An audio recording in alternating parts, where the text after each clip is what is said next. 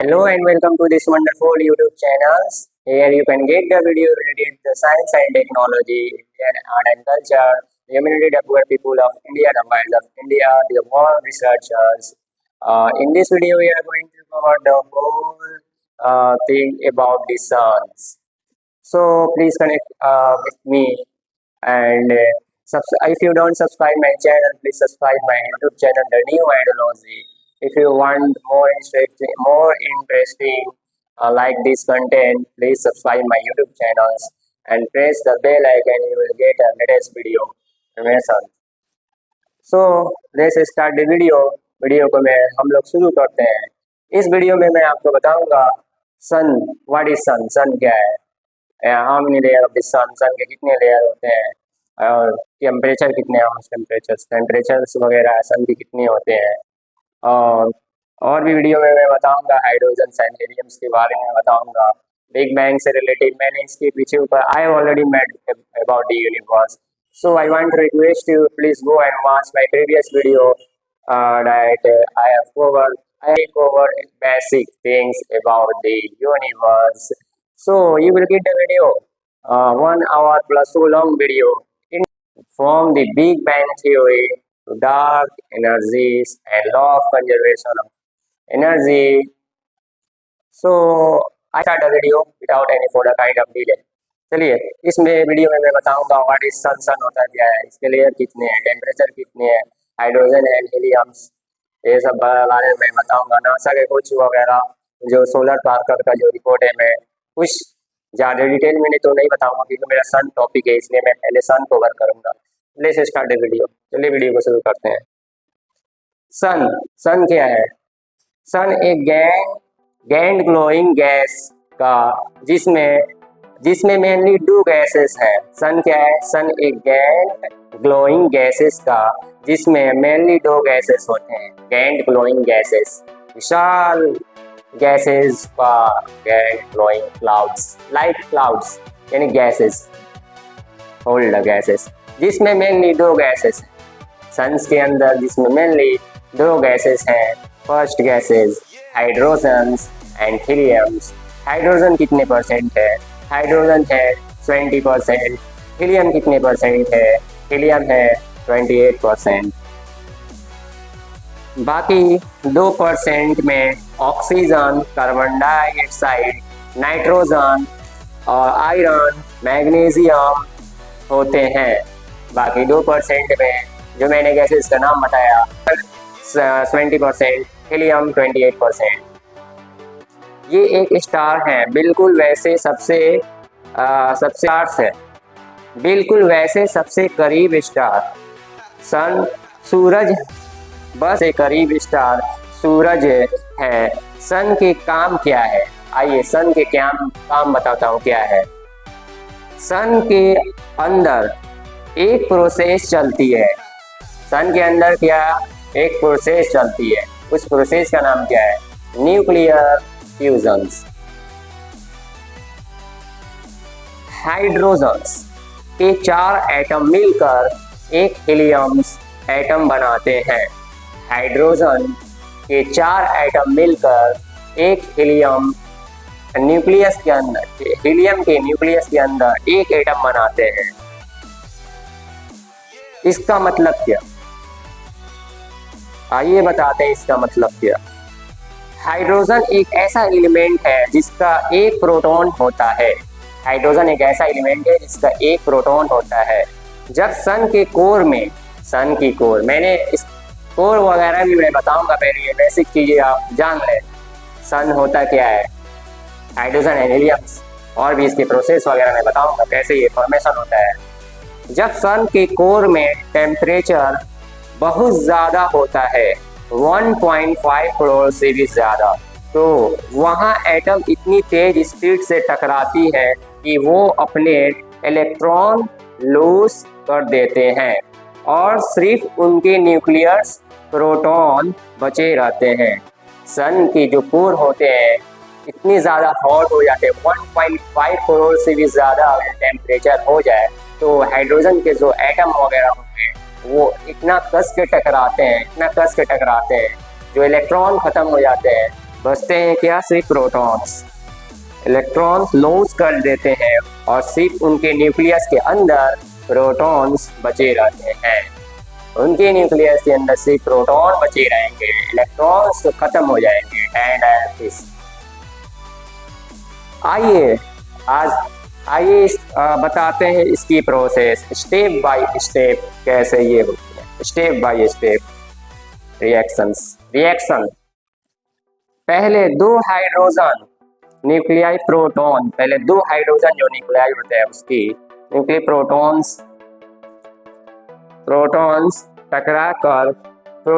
टकराकर एक deuterium nucleus बनाते हैं।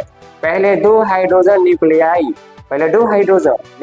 प्रोटॉन टकराकर एक ड्यूटेरियम न्यूक्लियस बनाते हैं, प्रोटॉन प्लस 1 न्यूट्रॉन। फिर एक और hydrogen nucleus helium-3 2 proton plus 1 neutrons बनाते हैं। दो हीलियम-3 न्यूक्लियस मिलके हीलियम-4 2 प्रोटॉन प्लस 2 न्यूट्रॉन्स बनाते हैं। इसकी प्रोसेस वगैरह मैं बता रहा हूँ क्या है, गौर से सुनिएगा और वीडियो को पॉज करके भी समझ लीजिएगा। मेरी वीडियो बहुत ज़्यादा लंबी हो जा रही है इसलिए थोड़ी छोटी मैं बता रहा हूँ। इस पूरे प्रोसेस में थोड़ी मास की कमी होती है और आइंस्टाइन का फार्मूला जो इसके प्रीवियस वीडियो में मैंने बता चुका है, Einstein's the black holes, role of Einstein's in black holes, the Newton's law does not exist in black holes, only the Einsteins, the role of the Einsteins. So I want to request you please go and watch my previous video, The Universe, and subscribe my channels. E equal mc square के हिसाब से वो release होता है, वही energy heat और light बनकर सन से निकलती है। कहना क्या चाहता हूँ सुनिए, इस पूरे प्रोसेस में थोड़ी मास की कमी होती है। E इक्वल mc स्क्वायर, पता है E क्या एनर्जी है, equal mass c constant fix. Mass जितना छोटा एनर्जी उतना कम, वही चीज इसमें अप्लाई हो रहा है आइंस्टाइन सन। इस पूरे प्रोसेस में थोड़ी मास की कमी होती है और आइंस्टाइन के फार्मूले E इक्वल mc स्क्वायर के हिसाब से वो कमी एनर्जी के रूप में रिलीज हो जाती है। वही एनर्जी हीट और लाइट बनकर सन से निकलती है, वही एनर्जी हीट एंड लाइट बनकर सन से निकलती है। बहुत कम मास कम, एनर्जी कम, वही रोल है। आइए इसका समरी। रिएक्शन क्या चीज है, 4 हाइड्रोजन न्यूक्लियस हाइड्रोजन का न्यूक्लियस है 4, क्या बनता है 1 हीलियम न्यूक्लियस। एनर्जी बहुत ज्यादा हीट होती है। जब बिग बैंग हुआ 13.8 बिलियन ईयर्स पहले, इस वक्त सिर्फ एनर्जी लाइट और सब एटॉमिक पार्टिकल प्रोटॉन्स और न्यूट्रॉन्स इलेक्ट्रॉन थे। प्रोटॉन जब बिग बैंग हुआ था 13.8 बिलियन ईयर पहले, उस बिग बैंग के बारे में मैंने यूनिवर्स के ऊपर बनाया है। Please go and watch my previous video universe secret. जब बिग बैंग हुआ 13.8 बिलियन पहले, उस वक्त सिर्फ एनर्जी लाइट और सब atomic particle proton neutron electron थे, उस टाइम से यही थे। धीरे धीरे यूनिवर्स थोड़ी ठंडी होने लगी। पहले हाइड्रोजन्स और हीलियम के एटम बने। पहले हाइड्रोजन और हीलियम के एटम बने। इंटरेस्टिंग चीज जानते हैं क्या, जब बिग बैंग हुआ उसके तुरंत बाद, ज्यादा समय नहीं ना, 3 मिनट में हाइड्रोजन हीलियम बन गया है। 3 मिनट में आगे आएगा, सुनिएगा गौर से। पहले हाइड्रोजन और हीलियम के एटम बने बिग बैंग के 3 मिनट बाद। देखिए, बिग बैंग के 3 मिनट बाद हाइड्रोजन और हीलियम एटम बने। कोई स्टार प्लैनेट्स उस वक्त नहीं थे, कोई स्टार प्लैनेट नहीं थे उसको। हाइड्रोजन एंड हीलियम की कनेक्टिविटी आप पूरे यूनिवर्स में आप देखिएगा, जो कि प्लैनेट्स हो गए, सूरज हो गए, स्टार्स हो गए, ग्लोइंग कर रहे हैं, कैसे ये बने, इससे को रिलेटेड होते हुए चलते चलिए। आप वीडियो को आप गौर से सुनिए, मैं क्या बता रहा हूँ, वो चीजों को सुनते चलिए, आपको चीजें समझ में आएगी। फिर कैसे बने तारे जैसे सूरज। फिर कैसे बने तारे जैसे सूरज? Interstellar clouds, interstellar cloud nebula का बनना। इसके ऊपर मैंने वीडियो बनाया, जाइए देखिए द यूनिवर्स सीक्रेट। नेबुला का बनना बिलियन साल बाद, जब हाइड्रोजन और हीलियम के गैस एक जगह ग्रेविटी से इकट्ठा हुए। हाइड्रोजन बिलियन साल पहले हाइड्रोजन और हीलियम की गैस ग्रेविटी की वजह से एक जगह इकट्ठे हुए। सुनिएगा गौर से, होने लगे तो ह्यूज गैस क्लाउड निवोला बन गया। ह्यूज गैस क्लाउड निवोला बन गया जब हाइड्रोजन एंड हीलियम के एटम बिलियन साल पहले ग्रेविटी के कारण, न्यूटन्स ग्रेविटी के कारण इकट्ठे होने लगे तो निवोला बन गया। निवोला एक क्या है?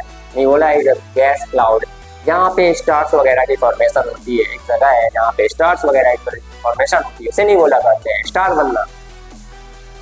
अभी बहुत सारी वीडियो लेके आएंगे, अभी तो ये सीरीज वगैरह चला रहा हूँ मैं, प्लैनेट्स के ऊपर वीडियो मैं लेके आऊँगा। अब प्लैनेट्स देखिएगा, मैंने यूनिवर्स में मैंने बोला था कि मैं एक से 1 by 1 करके ईच प्लैनेट्स के ऊपर सीक्रेट वीडियो लेके आऊँगा। वही है, मैं सन को कवर क्यों कर रहा हूँ? मैं सन के इसलिए कवर कर रहा हूँ, इसमें सन के बारे में नहीं बताया था, लेकिन सन को कवर इसलिए मुझे करना पड़ रहा है ताकि प्लैनेट्स और सन जो रिवॉल्व करते हैं, स्टार्स जो प्लैनेट्स होंगे स्टार्स में ही तो रिवॉल्व करेंगे, स्टार के चक्कर लगाएंगे तो स्टार, सूरज क्या है कि एक स्टार तो ही है।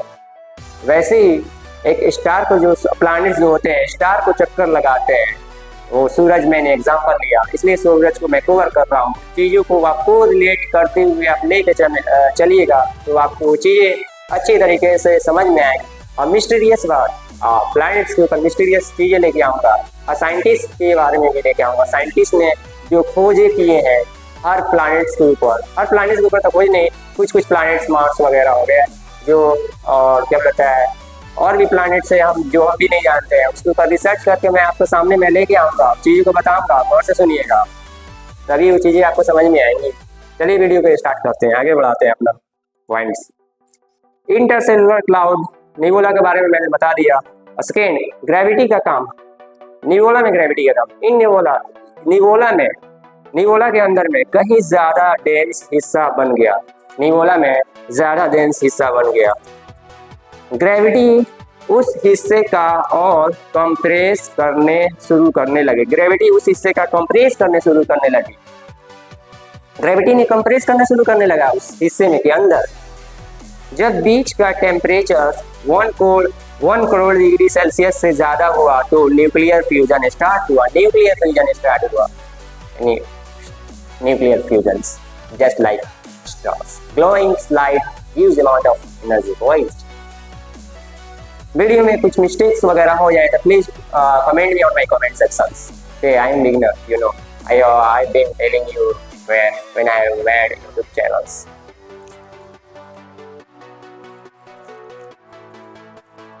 एक नया स्टार जन्मा, जहाँ फ्यूजन शुरू होता है वहीं एक नया स्टार बन जाता है। जहाँ fusion star, nuclear fusion start हुआ, नया स्टार बनना स्टार्ट।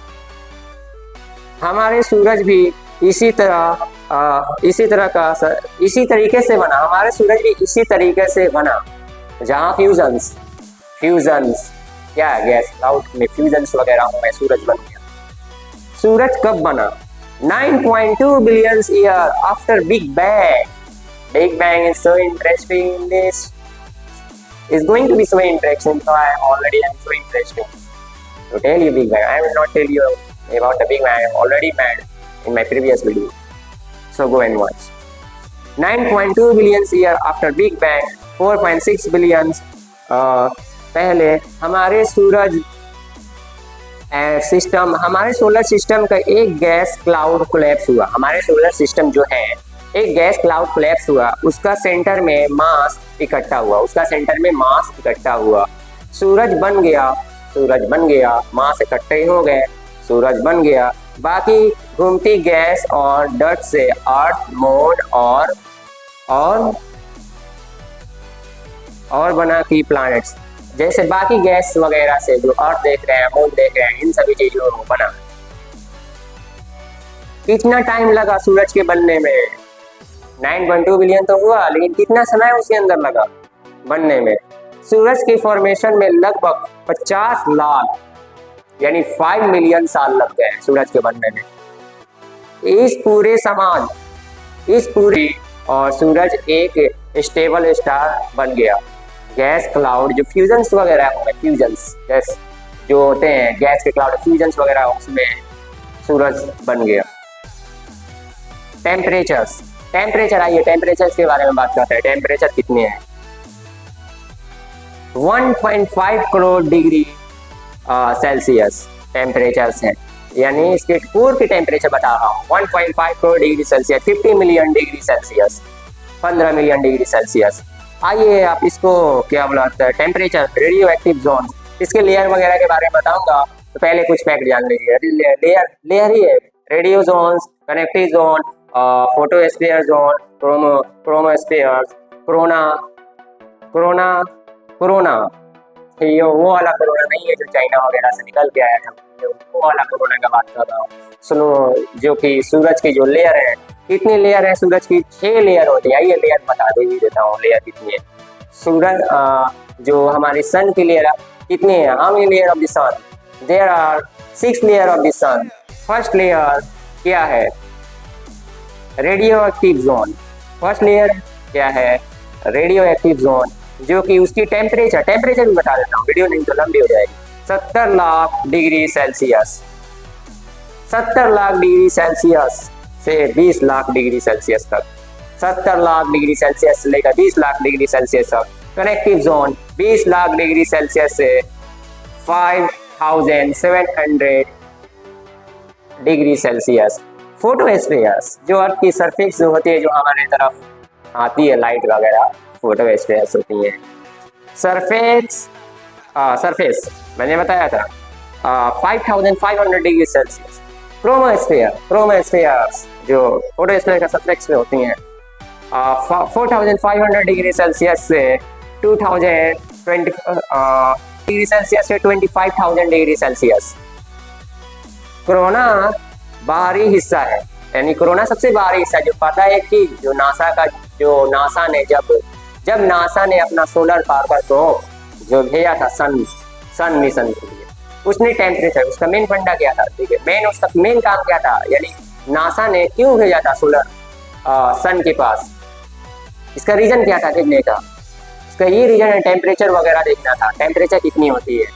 अब वो जला क्यों नहीं, इसके ऊपर मैं वीडियो लेके आऊँगा, काफ़ी इंटरेस्टिंग है, सेपरेट वीडियो लेके आऊँगा। वो जला क्यों नहीं हो?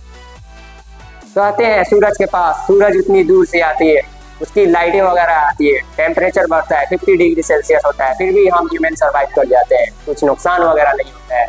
डॉक्टर्स वगैरह सजेस्ट करते हैं कि घर के अंदर रहने के लिए, रह जाते हैं, बच जाते हैं। 50 डिग्री सेल्सियस समझिए, वो एकदम करीब चल गया।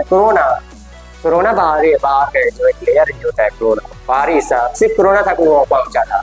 इसके ऊपर मैं वीडियो सेपरेट से लेके आऊँगा, जो नासा की जो सोलर पावर थी, वीडियो लंबी हो जाएगी, इसलिए मेरा टॉपिक है सन को बताना है।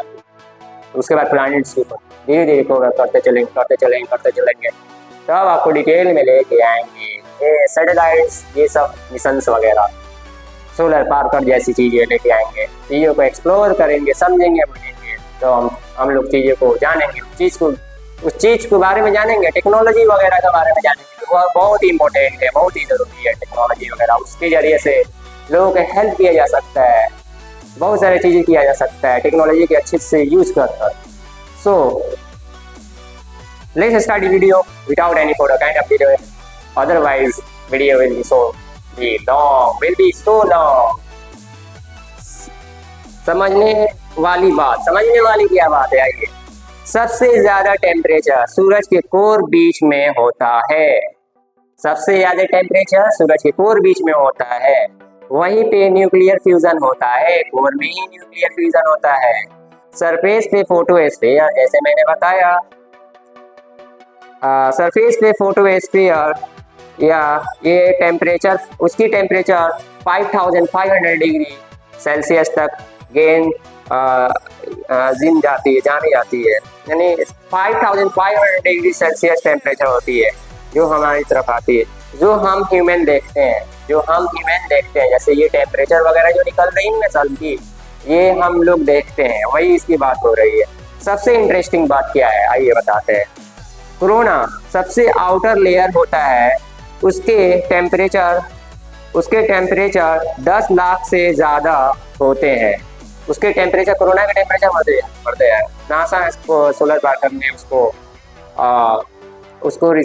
उसका अपना नासा ने जब अपना मिशन सन के पास सोलर पार्कर जो था उसने वो डिटेक्ट किया, उसने टेम्परेचर के बारे में पता लगाया कितने टेम्परेचर है कोरोना जो आउटर लेयर से, तब वो पता कर डिटेक्ट उसने पता लगाया चीज़ों के बारे में, क्या बोलता है, जो इंस्ट्रूमेंट्स वगैरह जो भेजे रही थी उसके जरिया से नासा ने हम सभी को बताया कि टेम्परेचर कितने होते हैं, टेम्परेचर क्या बढ़ती रहती है, वो सभी बताया। इसके ऊपर स्क्रीन के ऊपर आप देख सकते हैं, कुछ फैक्ट वगैरह मैं लगा देता हूँ ताकि आप चीज़ों को समझ जाए, डिटेल में नहीं जाऊँगा मैं। ये अब तक एक मिस्टीरियस है कि सरफेस के बाद टेम्परेचर वापस इतना कैसे बढ़ सकता है। सरफेस के बाद टेम्परेचर इतना कैसे बढ़ सकता है, सरफेस के बाद टेम्परेचर इतना कैसे बढ़ सकता है। असल सरफेस एक लाइन में समझते हैं। सूरज के बीच का टेम्परेचर लगभग 1.5 करोड़ डिग्री सेल्सियस होता है और सरफेस के 5500 डिग्री सेल्सियस होते हैं, और इसके सरफेस से टेम्परेचर बढ़ते रहते हैं, इसकी मिस्टीरियस है। आइए सन की लेयर बता देता हूँ। सन की 6 लेयर होती है। कोर क्या है, अंदर हिस्सा, जहाँ कोर क्या है, अंदर हिस्सा है सन, जहाँ न्यूक्लियर फ्यूजन होती है, समझे, यहाँ न्यूक्लियर फ्यूजन होती है। रेडियो एक्टिव जोन क्या है, जहाँ एनर्जी धीरे बाहर के तरफ निकलती है, जहाँ एनर्जी धीरे धीरे बाहर की तरफ निकलती है। जहाँ रेडियो एक्टिव जोन क्या, जहाँ एनर्जी धीरे धीरे बाहर की तरफ निकलती है। कन्वेक्टिव जोन क्या है, जहाँ एनर्जी गैस के ऊपर नीचे होने से ट्रांसफर होती है। फोटोस्फीयर क्या है, ये वही लेयर है जो हमें दिखती नहीं, फोटोस्फीयर क्या है, ये वही लेयर है जो हमें दिखती है। जैसे हम सन की जो लाइटें देख रहे हैं वही लेयर वगैरह वही लेयर है।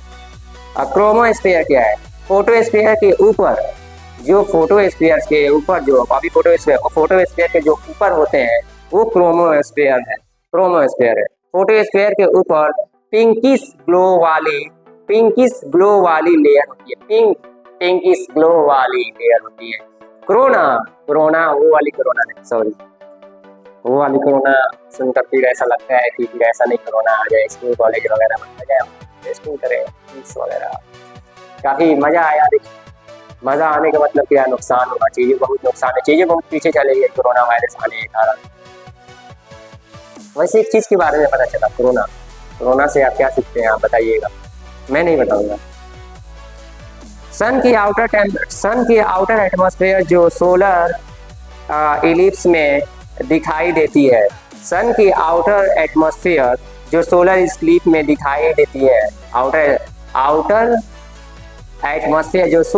इक्लिप्स में दिखाई देता है वो कोरोना है।